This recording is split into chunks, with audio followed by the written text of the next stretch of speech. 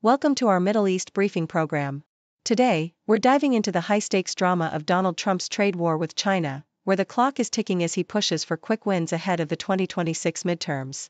His aggressive tariffs have shaken up the markets, but China's swift retaliation shows they're ready for a long fight. Will Trump's strategy hold up under pressure? In another gripping story, we turn our attention to Ruben Vardanyan, a billionaire facing life in prison in Azerbaijan. As Armenia and Azerbaijan strike a historic peace deal, Vardanyan stands trial for war crimes, raising questions about the fate of political prisoners amid fragile negotiations. His plight shines a spotlight on the broader implications for the Armenian people as tensions simmer. Lastly, Harvard University is making headlines by planning to borrow $750 million in response to potential federal funding cuts tied to alleged antisemitism on campuses. With a massive endowment, the university is facing pressure to resist government demands while navigating ongoing protests. How will this financial maneuver impact the academic landscape? Please stay tuned for more detailed coverage. South China Morning Post reports that President Donald Trump's aggressive trade war with China is a gamble that may not pay off in the long run. His imposition of a staggering 54% tariff on Chinese goods was intended as a swift strike to boost the U.S. economy and regain its manufacturing strength, which has significantly declined, particularly in sectors like shipbuilding. However, while Trump aims for rapid victories to solidify his political standing ahead of the 2026 midterm elections, he faces the daunting challenge of time.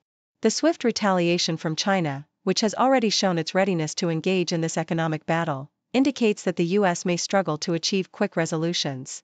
As Trump attempts to leverage smaller economies to bolster his position against China, the question remains whether this high-stakes strategy will yield the desired results or lead to a prolonged conflict that could ultimately undermine his political advantage. BBC highlights the dramatic fall from grace of Ruben Vardanyan, a billionaire and former prime minister of Nagorno-Karabakh, who now faces serious war crime charges in Azerbaijan amidst a historic peace deal between Armenia and Azerbaijan. Once a prominent figure in Russia's business scene, Vardanyan's decision to move to Nagorno-Karabakh to assist ethnic Armenians has led to his arrest and a trial that many perceive as politically motivated. As Azerbaijan asserts control over the region, Vardanyan's case unfolds against a backdrop of escalating tensions and humanitarian crises, with over 100,000 ethnic Armenians forced to flee their homes. His plight raises critical questions about the future of Armenians in the region and the implications of the peace deal, as concerns mount over the treatment of political prisoners and the potential for ongoing conflict. Yahoo US reports on Harvard University's proactive measures in light of potential federal funding cuts amid allegations of antisemitism on campus. The university plans to borrow $750 million as a contingency against the Trump administration's threats to review $9 billion in federal grants tied to compliance with new conditions regarding campus protests. This financial maneuver comes as Harvard faces scrutiny following a wave of pro-Palestinian protests, which some Jewish students claim have created a hostile environment. The administration's crackdown has already led to funding freezes for several universities, raising alarms about the implications for academic freedom and the broader discourse surrounding Israel and Palestine. As Harvard navigates these complex issues, the tension between advocacy for Palestinian rights and accusations of antisemitism continues to reverberate across campuses, complicating the university's response to federal demands.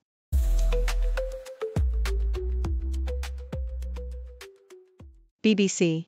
In a significant meeting at the White House, U.S. President Donald Trump and Israeli Prime Minister Benjamin Netanyahu discussed pressing issues such as Iran's nuclear ambitions, tariffs, and the plight of Israeli hostages held by Hamas. Netanyahu made history as the first world leader to visit Trump following the controversial tariffs announced on April 2. This meeting underscores the ongoing complexities of U.S.-Israel relations, particularly in the context of regional security and economic policies that could impact global markets. Deutsche Welle. According to Amnesty International, the number of global executions surged to over 1,500 in 2024, marking the highest figure in nearly a decade. Iran, Saudi Arabia, and Iraq were responsible for a staggering 90% of these executions, with Iran executing at least 972 individuals. Despite Crown Prince Mohammed bin Salman's modernization agenda, Saudi Arabia saw its execution numbers double, reflecting a troubling trend of using the death penalty to silence dissent. The report highlights that over 40% of executions were drug-related, raising concerns about the disproportionate impact on marginalized communities. However, a glimmer of hope emerged as more countries, including Zimbabwe, moved towards abolishing the death penalty, indicating a potential shift in global attitudes towards capital punishment. CNN.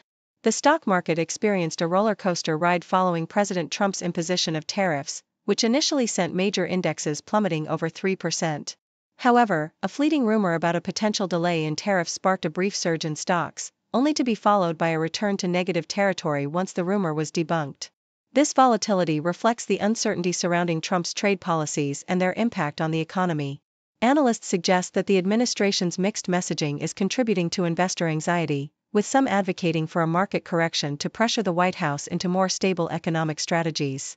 As earnings season approaches, there is widespread concern about the potential fallout from these tariffs, leaving investors searching for clarity and direction amidst the chaos.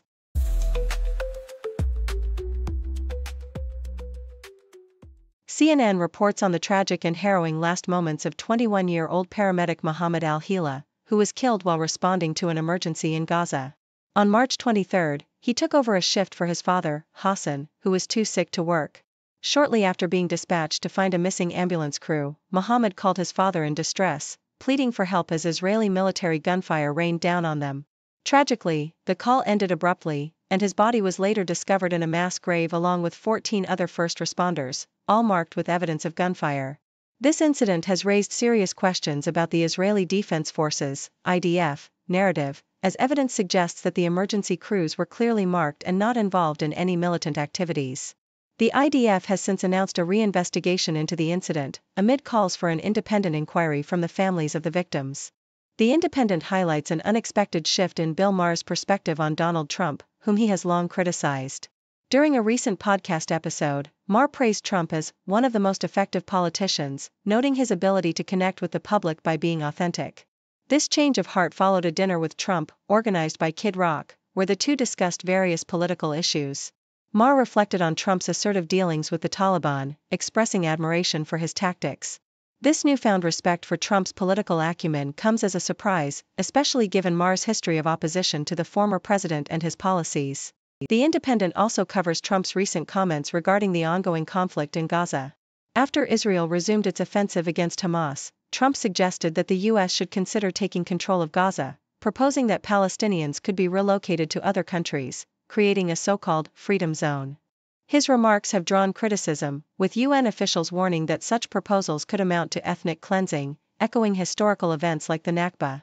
Trump's assertions about Gaza being a valuable piece of real estate and his belief that the U.S. could effectively manage the situation have sparked outrage and concern among humanitarian organizations, particularly in light of the significant loss of life in the region since the conflict reignited in October 2023.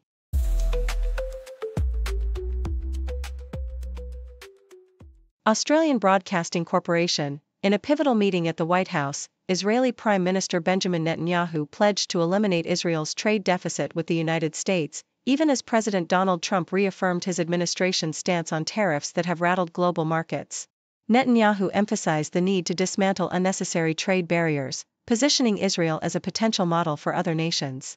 Despite Netanyahu's commitment, Trump remained firm, stating his administration was not considering a pause on tariffs, citing a desire for fair deals and expressing frustration over past trade imbalances. This dialogue unfolded against the backdrop of significant financial losses in global markets, following Trump's announcement of a 17% tariff on Israeli goods. Additionally, Trump revealed that direct talks with Iran regarding its nuclear program were set to commence, despite Iranian officials previously rebuffing such negotiations. He underscored the urgency of preventing Iran from acquiring nuclear weapons, warning of dire consequences if talks failed. In a related development, Netanyahu announced ongoing negotiations aimed at securing the release of hostages held by Hamas, following a recent truce that had seen the return of some captives. As tensions remain high in the region, both leaders expressed their commitment to resolving these critical issues, while the situation continues to evolve with the backdrop of military actions and diplomatic maneuvers. Thank you for tuning in. The content above showcases the latest briefing reports and analytical synopses, thoughtfully curated by the 6Do team.